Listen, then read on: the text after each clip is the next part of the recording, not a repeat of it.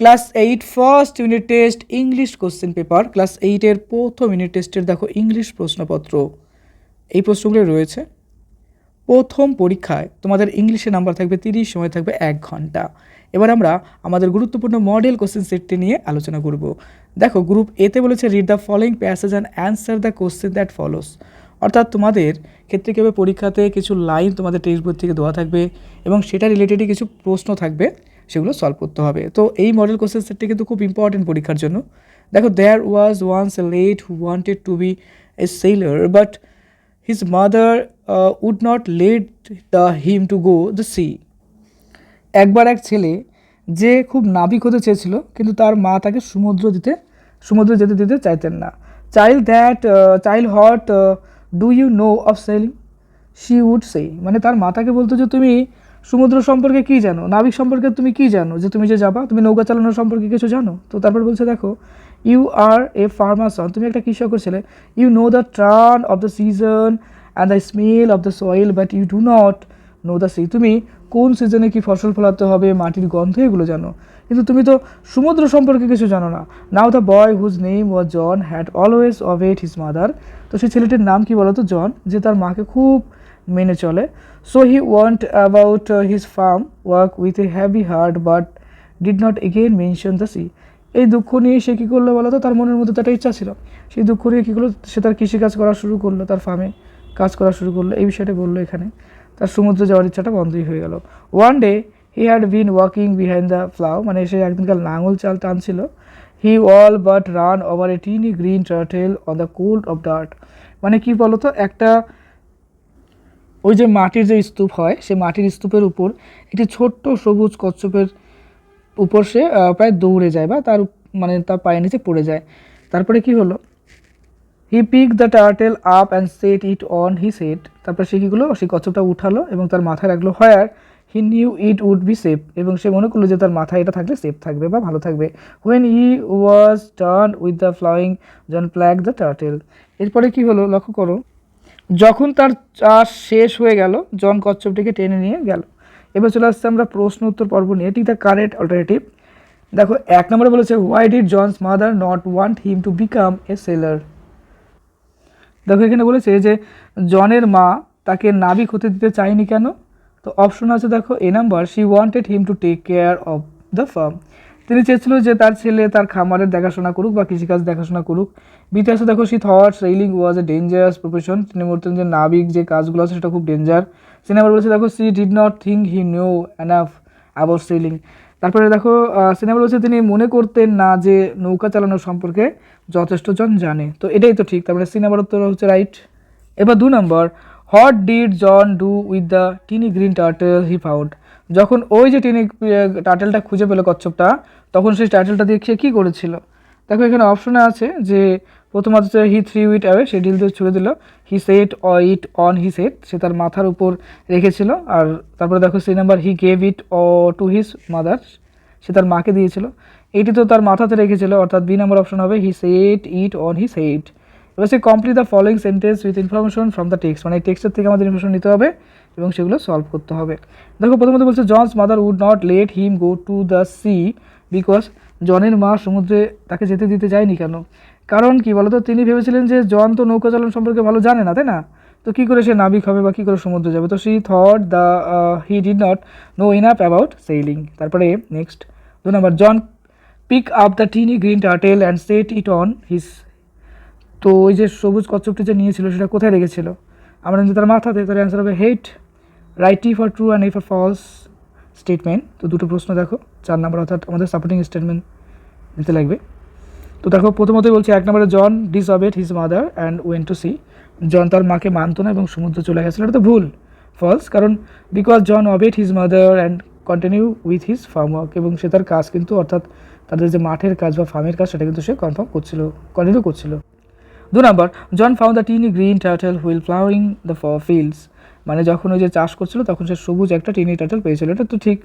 Supporting statement দেখো, because the passage state that John found the turtle while he had been walking behind the flower, অর্থাৎ সে যখন লাঙলের পিছনে পিছনে যাচ্ছিল তখন কিন্তু সে একটা কচ্ছপ পেয়েছিল, তো সত্যই আছে। তারপরে আসছে next, answer the following question. প্রথম প্রশ্ন, what was John's dream occupation and why did his mother object to it.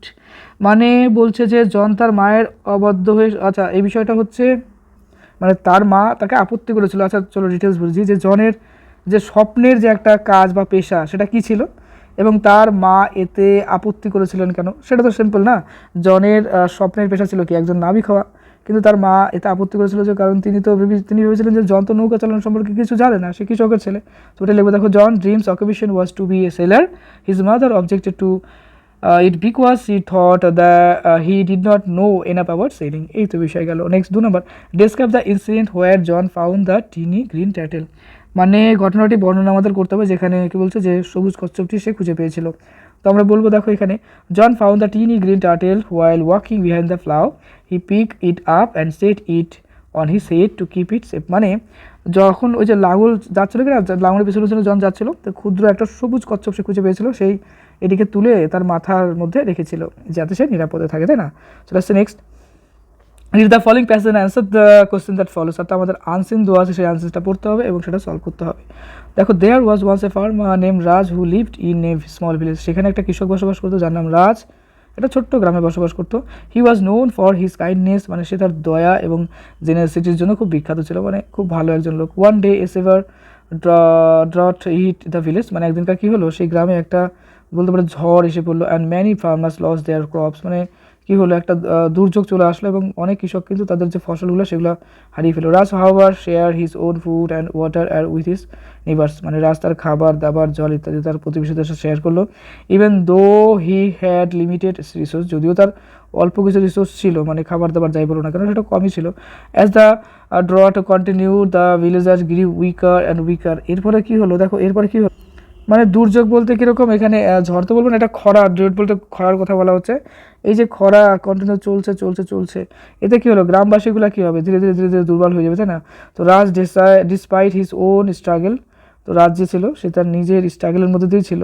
Continue to help others, তার মধ্যেও কিন্তু সবাইকে হেল্প করতে চাচ্ছিল। One day a group of villager come to Raj farm, তো রাজের ফার্মে এলো সিকিং হেল্প, তার কাছে সাহায্য চাইলো। Raj welcome them and share the what little food he had, তো যার ওর কাছে যা মানে খাবার দাবার ছিল সেটাও কিন্তু শেয়ার করে দিল। Just when a wealthy merchant passes by and saw the villager eating at Raj farm, তো একসময় একটা ব্যবসায়ী যাচ্ছিলো, বড় ব্যবসায়ী, ধনী ব্যক্তি, তো দেখলো যে রাজ তার খাবার টাবার সবাই মিলে শেয়ার করে খাচ্ছে। He was so impressed with Raj selflessness that he decided to reward him, মানে রাজের এই সেলফলেসনেস, মানে নিঃস্বার্থভাবে সবার সাথে যে মিশে খাচ্ছে যাচ্ছে দিচ্ছে, এটা দেখে সেই লোকটার খুব ভালো লেগেছিল, ইমপ্রেস হয়ে গেছিলো। The merchant gave Raj a large sum of money and magical seed that would grow into a tree that would produce abundant fruit and water. তো সেই লোকটা কী করলো, একটা রাজকে অনেক পরিমাণ টাকা দিল এবং একটা ম্যাজিক্যাল সিটও দিল, যেখান থেকে কী হলো যে অনেক ফল ইত্যাদি ইত্যাদি বিষয়গুলো যেন হয়। Raj was overjoyed but instead of keeping the seed for himself, Raj খুব খুশি হলো এবং সেই বীজগুলো নিজের মধ্যে রাখতে ছিল। He share it with the entire village, সেই গ্রামের সবার মধ্যে শেয়ার করে দিল। Soon the tree grew and the village was filled with an abundance of food and water, তারপর ধীরে ধীরে সেই গ্রামের মধ্যে দিয়ে সেই গাছগুলো বড় হয়ে উঠলো এবং তাদের মধ্যে যে তাদের যে খাবার দাবার জল সবই যেন ধীরে ধীরে ধীরে ধীরে সব স্বাভাবিক হতে শুরু করলো। The villagers were for ever grateful to Raj and the village proposed once again, মানে সেই সবাই কিন্তু রাজের প্রতি কৃতজ্ঞ বোধ করলো এবং সেই গ্রামটা আবার প্রস্ফুটিত হয়ে বেশ বিকশিত হয়ে উঠলো। চলে আসছে প্রশ্ন উত্তর, টিক দ্য কারেক্ট অ্যালটারনেটিভ, মানে আমাদের যে আছে সেটা সলভ করতে হবে। প্রথমত দেখো বলছে যে what was the problem that the village faced, মানে সেই গ্রামে কী প্রবলেম হয়েছিল, আমরা তো বললাম যে খরা হয়েছিল, তাই না, ড্রট, মানে বি নাম্বার হবে উত্তর। তারপরে নেক্সট আসছে দেখো 2 নম্বরে বলেছে, দেখো এখানে how did Raj help his neighbours during the drought, মানে তখন যে খরা হচ্ছিলো তখন রাজ কীভাবে তার আশেপাশের লোকগুলোকে সাহায্য করেছিল। তো সে কী করেছিল, দেখো সবই কিন্তু সে শেয়ার করছিল, তাই না। তো আমরা এখানে দেখো লিখবো যে he share his own food and water with them, তাদের সাথে খাবার বা সব কিছু জল টল শেয়ার করার জন্য। Complete the following sentence with information from the text, মানে এই যে টেক্সটে আছে সেখান থেকে আমাদের কিছু ইনফরমেশন নিয়ে এগুলো কমপ্লিট করতে হবে। 1 নম্বর, রাজ ওয়াজ নোন ফর হিজ, রাজ কিসের জন্য বিখ্যাত ছিল, কাইন্ডনেস অ্যান্ড জেনারেসিটি, মানে তার যে একটা কাইন্ডনেস এবং জেনারেসিটি ছিল তার জন্য কিন্তু বিখ্যাত ছিল। 2 নম্বর, the magical seed given by the merchant grew into a tree that produce, কী প্রডিউস করতো সেই ম্যাজিক্যাল ট্রিটা, অ্যাবান্ডেন্ট ফ্রুট অ্যান্ড ওয়াটার, মানে সে ফল এবং তার সঙ্গে সঙ্গে জল উৎপাদন করতো। Write T for true and F for false, with statement বলছে। যাই হোক দেখো এখানে Raj keep the magical seed for himself, তার জন্য তো রাখিনি ম্যাজিক্যাল শিটটা, সবাইকে বিতরণ করে দিয়েছিল। তো অ্যান্সার লিখবে দেখো বিকজ দ্য প্যাসেজ, এটা ফলস হওয়ার কারণ কি, because the passage state that Raj share the seed with the entire village.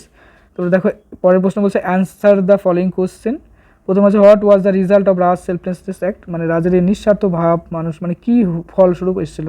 Answer দেখো লিখবে the village proposed once again, মানে সেই গ্রামটা আবার কিন্তু আগের পরিস্থিতিতে বেশ হেসি খুশি বা প্রসপেরিটিত অবস্থায় চলে গেছিলো। 2 নম্বর what did the villager feel, দেখো বলছে what did the villager feel towards Raj, রাজের সম্পর্কে কী বলেছিল, they were for ever grateful to him, তার প্রতি চির কৃতজ্ঞ ছিল। গ্রুপ বিতে বলছে দেখো গ্রামার অ্যান্ড ভোকাবুলারি, ভয়েস চেঞ্জে বলছে প্রথমত অ্যাক্টিভ থেকে প্যাসিভ করতে হবে। 1 নম্বরে the student are solving the math problem, মানে ছাত্রছাত্রীরা ম্যাথ প্রবলেম সলভ করছিল। অ্যান্সার দেখো the math problem are being solved by the student. Next the author has written a new novel, হবে দেখো a new novel has been written by the author.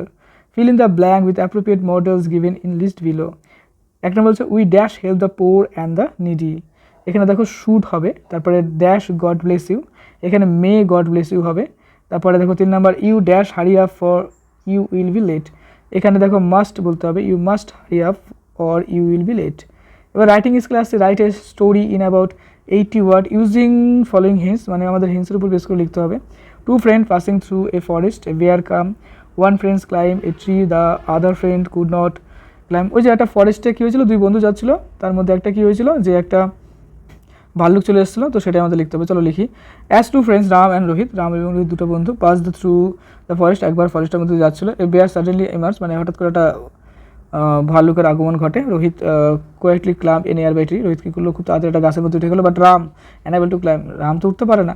লে down on the ground, সে কী করলো সঙ্গে সঙ্গে গ্রাউন্ডের মধ্যে শুয়ে পড়লো। রিটেন্টিং টু বি ডেড, এবং মরার মতো পড়ে থাকলো। দ্য বেয়ার অ্যাপ্রোচড রাম স্নিফড হিম, মানে রামের কাছে এলো, পর্যবেক্ষণ করলো এবং তার মুখের মধ্যে নিঃশ্বাস প্রশ্বাস যা আছে সেটা মানে অবজার্ভ করলো টোটালটা।